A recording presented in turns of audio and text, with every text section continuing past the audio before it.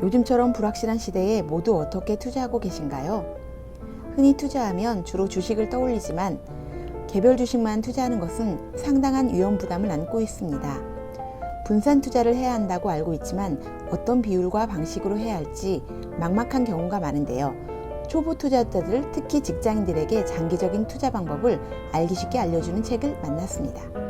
한번 배워서 평생 써먹는 박고미 투자법입니다. 저자 박고미는 2013년부터 증권사 PB로 국내 종합 1위를 할 정도로 뛰어난 자산관리 전문가입니다. 대형 증권사에 근무하면서 정보의 불균형과 투자 형태의 차이가 빈부격차를 만들어내는 것을 보고 평범한 사람들에게 투자 정보를 알려주기 위해 현재는 금융투자 전문 채널 박고미TV를 운영하고 있습니다.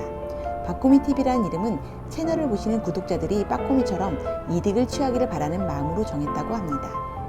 저자는 장기적인 수익을 위해서는 잃지 않는 투자인 자산 배분 투자를 해야 한다고 강조합니다. 자산 배분 투자란 채권, 주식, 원자재, ETF, ELS 등 다양한 상품의 투자금을 분산하고 나머지 금액으로 개별 종목에 직접 투자하는 방식을 말합니다. 개별 주식을 매수하는 것으로는 단기적으로는 몰라도 장기적으로 계속 수익을 올리기는 어렵기 때문입니다.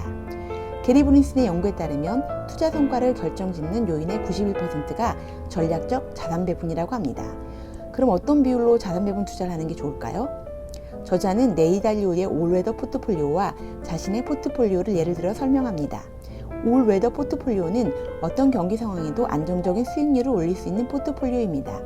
다만 이것은 미국 시장에 맞춰진 포트폴리오입니다. 그래서 저자는 자신의 자산 배분 포트폴리오를 예시를 들었는데 현금 자산이 너무나 적어서 좀 놀랐습니다. 자산 배분이란 여러 가지 자산군을 섞어서 투자하는 방식인데 이렇게 투자하면 안정성과 수익률을 같이 얻을 수 있습니다. 왜냐하면 자산군이 시장의 성향에 따라 서로 반대 방향으로 움직이기 때문입니다. 장기적으로 비율에 맞게 오른 자산은 팔고 떨어진 자산은 사면서 리밸런싱을 하면 저절로 리스크 관리가 되는 것입니다. 본업이 있는 투자자들은 내가 스스로 결정한 투자인지 분석에 많은 시간은 들이지 않아도 되는지 일상생활을 유지하면서도 따라할 수 있는지 고려해야 합니다. 특히 인플레이션인지 디플레이션인지 경제가 성장하는 시점인지 상황에 따라 투자 포트폴리오를 다르게 운영하는 것이 좋습니다. 저자가 가장 추천하는 상품은 ETF입니다. 마지막으로 정기적으로 리밸런싱하면서 자신만의 관리 시트를 만들 것을 권고합니다. 투자의 시대지만 우리는 투자를 제대로 배운 적이 없습니다. 박고미 투자법은 투자와 재테크의 기본과 실전에서 활용할 수 있는 로드맵을 제시합니다. 직장인이면서 투자에 관심이 있다면 읽어볼 만한 책입니다. 안녕하세요. 네, 살아있는 책 읽기 산책. 오늘은 박고미 투자법에 대해서 읽고 이야기를 나누고 있는데요. 저자가 현금 자산을 굉장히 적게 갖고 있고 다양하게 포트폴리오 갖고 있는 부분에 대해서 좀 놀라웠는데요. 각자 본인들은 어떤 식으로 투자를 하고 계신지 이야기 좀 해주시죠. 네. 저의 자산을 먼저 한번 파악해 봤거든요. 그랬더니 일단 저는 여기서 이제 4가지 자산을 얘기하잖아요. 현금 자산, 안정 자산, 배당 자산, 투자 자산, 그리고 이제 우리가 말하는 연금 자산이 이제 있을 수 있는데 이 중에서 저는 대부분이 현금 자산으로 약 80% 가지고 있고 80%. 예, 그다음에 투자 자산이 한 15%, 그다음에 연금 자산으로 한 5% 정도 가지고 있더라고요.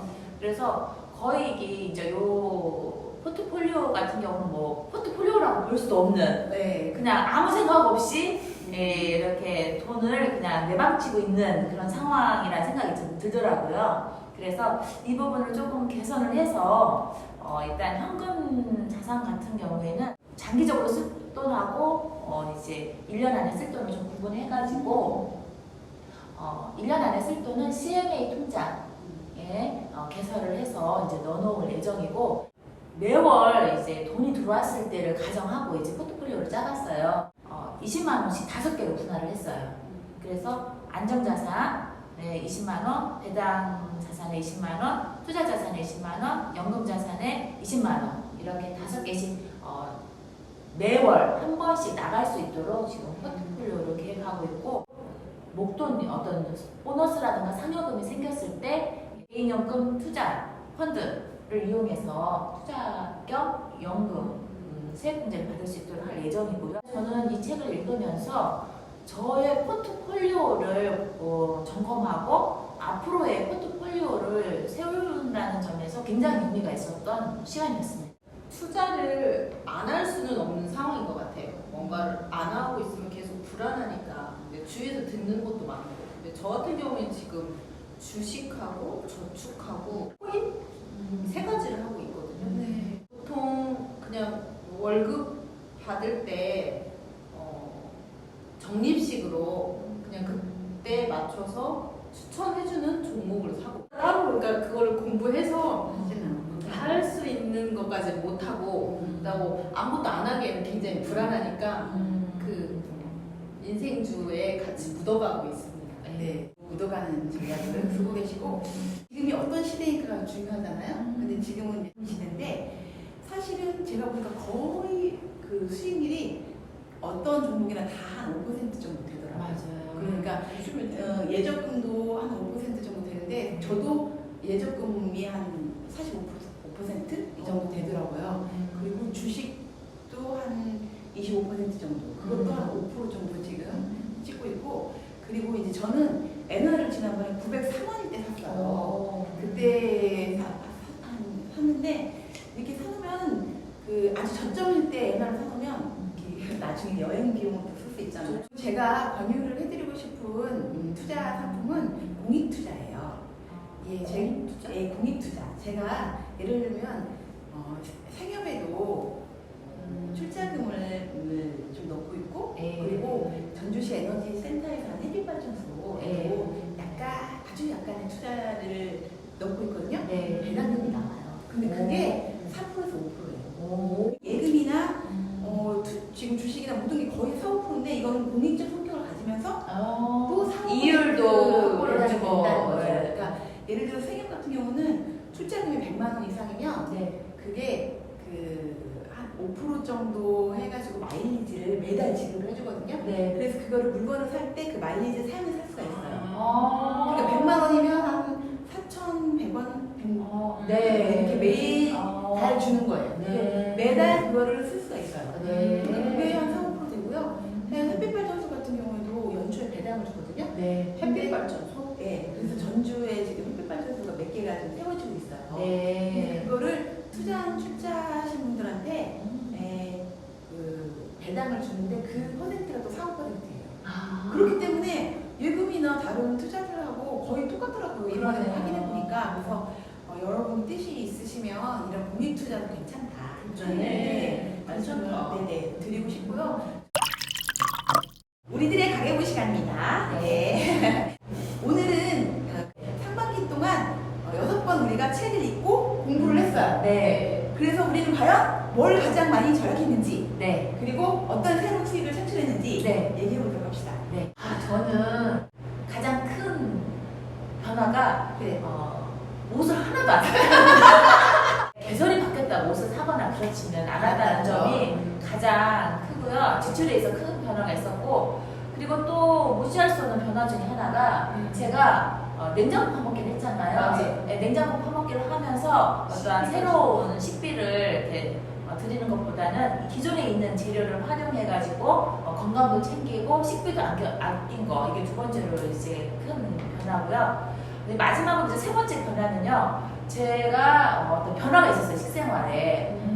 뭔 변화냐면은 이제 다음에 제가 이제 소개해드릴 책인데 채소 과일식이라고 들어봤죠? 채소 과일식이 얼마나 중요한지, 그것이 미치는 영향이 무엇인지를 이렇게 인식하고 나서 저의 그 식단에 채소 과일식의 비중이 높아졌어요. 채소 과일을 이렇게 먹으면서 식비도 엄청나게 줄였고 또 이렇게 건강도 챙기는 일이 생겼어요. 저는 초반에 그 우리들의 가계부를 할 때는 제가 그 숨어있는 돈을 찾겠다 했었잖아요. 그래서 그 구독료 같은 거 유튜브 프리미엄이랑 또 뭐 그냥 구독 해지를 한 서너 개 했었던 것 같아요. 그래서 이제 그걸 했고, 그래서 이제 더 이상 이제 구독 해지할 거가 다 정리가 됐고, 사실 구독 해지하고 나서 또 전혀 일상을 하는 데는 불편하지 않았어요. 그래서 이게 그냥 거저 나가는 돈이었구나 이런 생각이 들었고, 두 번째는 그러다가 이제 가계부를 쓰겠다고 했었잖아요. 근데 아직도 가계부를 잘 쓰지는 않는데 가계부 쓰겠다고 해놓고 나서 처음에 제가 통장을 보고, 그러니까 상반기에 나간 금액을 지출을 한번 싹 정리를 했었거든요. 네. 그래서 그렇게 해서 지출 정리했던 거. 저는 그런 거 신경 안 쓰고 했었는데 요즘엔 좀 이렇게 인지를 하고 있다는 거. 지출에 대한 인지를 한다는 인지를 거. 하고 있다는 거. 알뜰해지는 과정인 것 같고요. 이제 알뜰 얘기가 나와서 하는 말인데 저의 가장 큰 변화는 핸드폰 요금이었어요. 우리 가족이 전부 다 가족 결합으로 해서 묶여 있었는데 다 풀어버리고 전부 다 그 새로운 요금제로 알뜰 요금제를 갈아타면서 우리 가족이 전체에 들어간 핸드폰 요금이 30만 원이 넘었었거든요. 근데 지금은 0이에요. 어머! 0. 우와. 요금으로 바뀌었어. 약정이 끝난 핸드폰에 한해서 이 요금제를 바꿀 수 있는데 그것도 이벤트 기간이 계속 바뀌어요. 그러니까는 이거를 하려면 좀 부지런해야 되고 그다음에 또 한 6개월, 7개월 정도 0이었다가 그다음에 또 14,000원, 17,000원 올라가니까 그때 또 갈아타야 되는 불편함이 있지만 맞아. 이런 귀찮음만 조금만 바꾸면 우리가 0으로 갈 수 있다.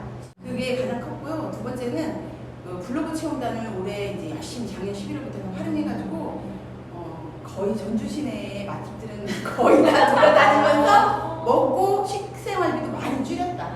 네, 그래서 그 부분이 많이 식생활비 많이 줄였고요. 대단해. 그리고 이제 수익을 창출하기 위해서 제가 책 쓴다고 했는데 초고를 드디어 완성했다. 와. 그래서 네, 초고를 완성을 해서 공모에 좀 내보고 안 될 경우에는 북크크 같은 그런 개인 출판으로 해가지고 올해 안에는 책을 낸다. 와. 네, 이렇게 해서 3가지 정도 큰 변화가 있었습니다. 우리 모두를 위해서 박수. 네. 시간 박수. 저는 전에는 돈이 생기면은 이거 어디다 쓰지? 뽕돈이다. 네, 그렇지. 뭘 사지? 뭘 사지? 이렇게 자꾸 소비에 대한 초점을 뒀다면 지금은 금이 들어오잖아요. 이걸로 어떻게 투자할까? 오. 어떤 새로운 어떤 재미? 네. 그래서 되게 그런 의미에서 되게 의미가 있었던. 네, 마인드가 제일 확실히 바뀐 것 같아요. 맞아. 네, 소비 요정에서 투자 요정으로. 투자 예정으로. 네, 마인드가 확실히 바뀐 것 같아요. 나머지 하반기에도 네. 여러분이 궁금해하시는 경제에 관한 다양한 절약과 또 투자에 대해서 이야기를 나눠보도록 하겠습니다. 네. 여러분 계속 하반기도 기대해 주시고요. 다음 주 이 시간에 다시 다시 만나요.